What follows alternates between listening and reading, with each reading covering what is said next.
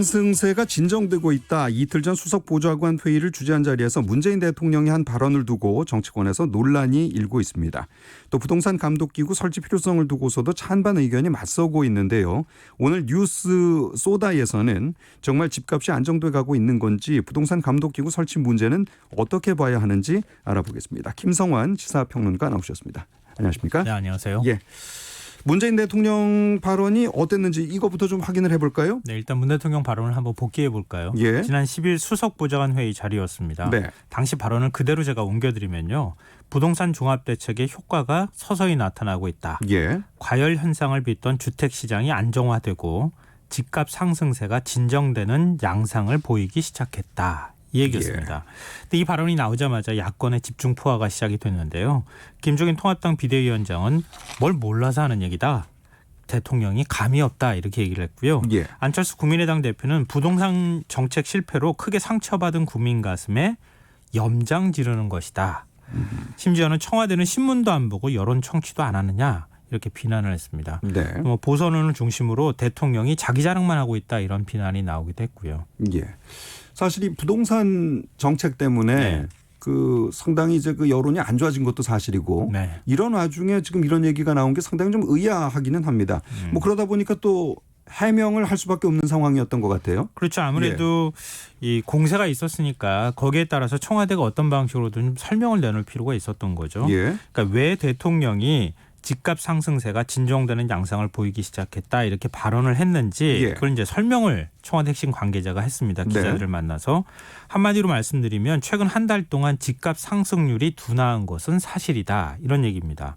한국감정원 자료를 근거로 제시를 했는데요. 네. 7월 6일 발표된 주택가격 상승률은 0.11%였습니다. 네. 7.10 대책이 나온 직후인 13일은 0.09%로 둔화했고요. 떨어졌네요. 20일에는 0.06%, 7월 27일과 8월 3일에는 0.04%였다는 겁니다. 예. 거의 0%에 근접하는 수준까지 갔다는 거죠. 그러니까 이런 추세를 고려하면 상승률은 앞으로 좀 더 하락할 것으로 보인다. 예. 지켜봐 달라 이렇게 청와대 핵심 관계자가 얘기했습니다. 자, 이거는 숫자로 드러난 팩트네요. 네네. 예. 집값 상승세가 진정됐다. 그런데 이제 뭐 야당에서나 현실과 동떨어진 발언이다. 뭐 이렇게 주장하고 있는데 네. 그럼 이제 어느 쪽 손을 들어줘야 되는 겁니까? 이거 손 들어주는 게 참 어렵잖아요. 예. 일단 문 대통령의 발언을 야권과 보수 언론에서 지나치게 부각한 것은 맞아 보여요. 예. 그러니까 문 대통령은 집값이 잡혔다 단정적으로 표현한 게 아니라 일종의 상승세가 진정되는 양상, 즉 추세를 말한 거였습니다. 예. 그러니까 한국감정원 자료를 제가 말씀드리면 청와대 얘기를 그대로 제가 옮기는 게 되는 거니까 네. 그거 빼고 네. KB국민은행의 부동산 시세를 제가 살펴봤어요. 오늘. 예.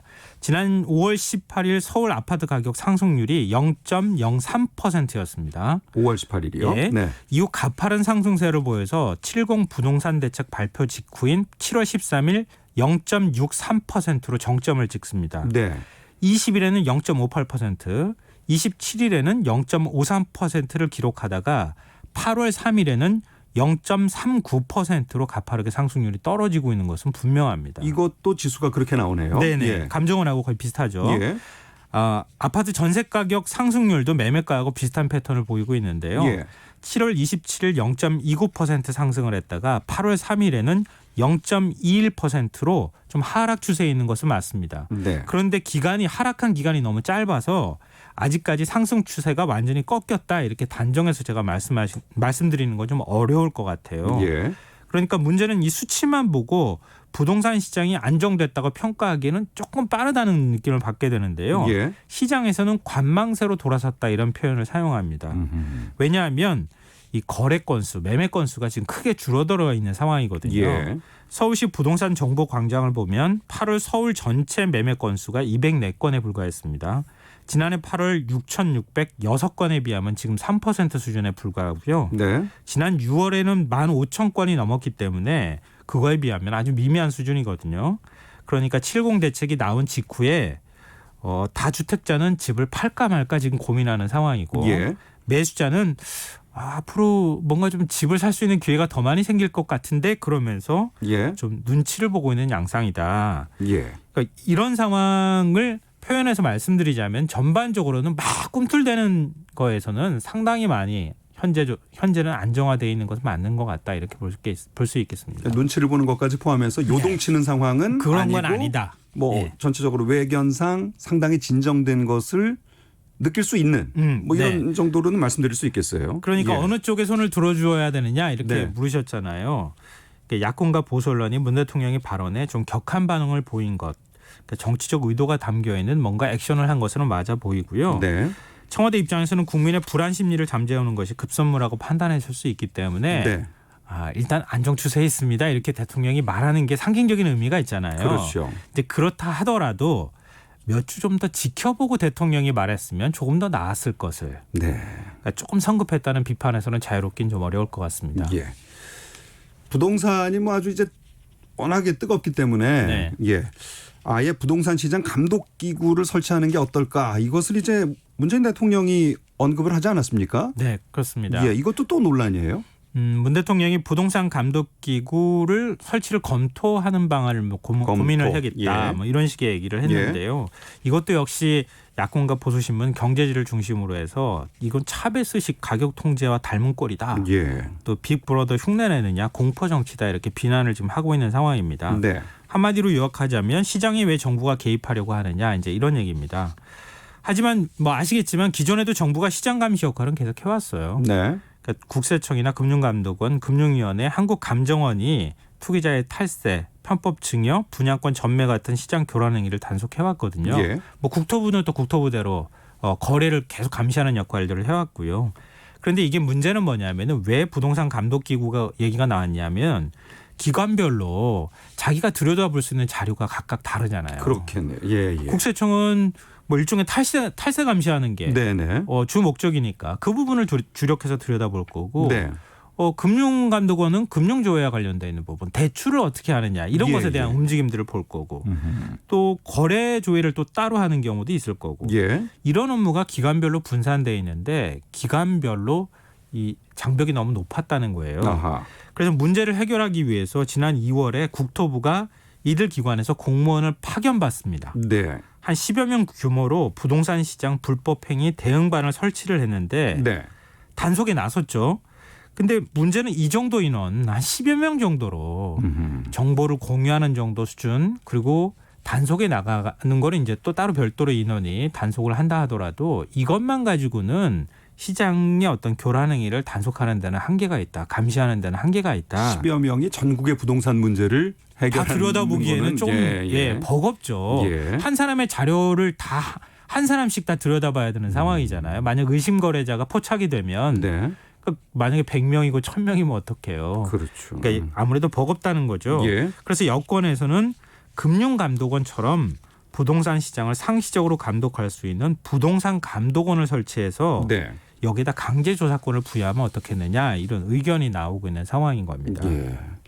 뭐 이 문제가 심각하다고 느끼는 만큼 이런 네. 거에 대한 필요성을 또 느낄 수도 있겠습니다마는 여하튼 지금까지 또 없었던 것이고 그렇죠. 이제 문제를 네. 보는 입장이 또 다르다 보면 반대하는 쪽도 이제 생각이 있을 겁니다.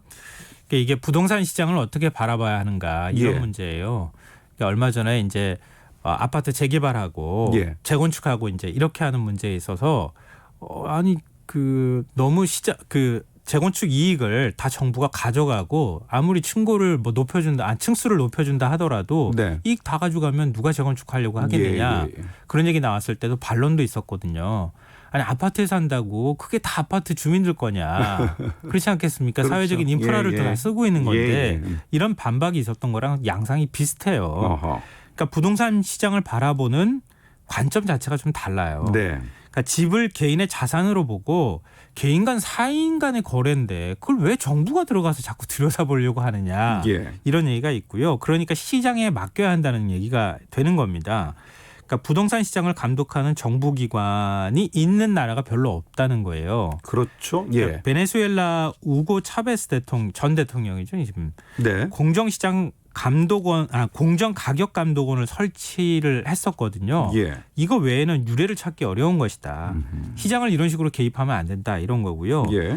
부동산 거래 전반을 감시를 하게 되면 주택 매매뿐만 아니라 증여 상속 문제까지 전부 다 모든 사람들 거를 다 들여다보려고 하지 않겠느냐. 예. 그러면 국민을 통제하는 권력기구가 될 수 있다. 아하. 이런 얘기가 나옵니다. 그리고 정치적 의미로 좀 해석하자면 이 부동산 정책의 실패 책임을 초점을 좀 다른 곳으로 옮기려고 하는 전략 아니냐. 아하, 예. 이런 해석도 나옵니다.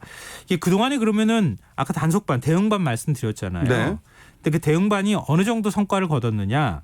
통합당 김상훈 의원이 국토부로부터 제출받은 자료를 보면 예. 올해 2월부터 7월까지 한 110건을 조사했다고 하는데요. 증거가 불충분하거나 혐의가 없어서 종결된 건수가 절반. 나머지 55건 중에서도 검찰이 마지막에 기소한 건 단 6건에 불과했다. 예. 이런 얘기입니다. 그러니까 지금 대응반도 잘 못하고 있는데 물론 이 논리는 좀 다르게 바라보면 감독기구 설치하면 더 잘 들여다볼 수 있겠지 이런 논리로도 연결될 수 있겠지만 예. 대응반의 기능을 강화하면 되지 않겠느냐. 그 정도로도 충분한데 예. 왜 이런 기구까지 설치하려고 하느냐. 이런 반론도 있는 상황입니다. 예. 정부 여당에서도 이제 뭐 앞서도 이제 표현을 그대로 전해 주셨습니다마는 검토해볼 필요가 있지 않을까 이렇게 조심스럽게 얘기하는 거지 꼭 뭐 밀어붙이겠다 이런 건 아니지 않습니까? 예, 일단 좀 보겠다는 뜻이에요. 예. 그러니까 부동산 감독기구를 지금 설치한다 하더라도 당장 설치되는 게 아니잖아요. 예. 그러니까 이런 감독기구 설치하려고 하면 법령에 근거가 있어야 되지 않겠습니까? 네. 그러니까 법을 제정하는 단계까지 갈지는 모르겠지만 법을 어쨌든 손질하는 작업을 해야 되거든요. 예. 그러기 위해서는 야권하고 어떤 방식으로든 협의를 해야 되잖아요.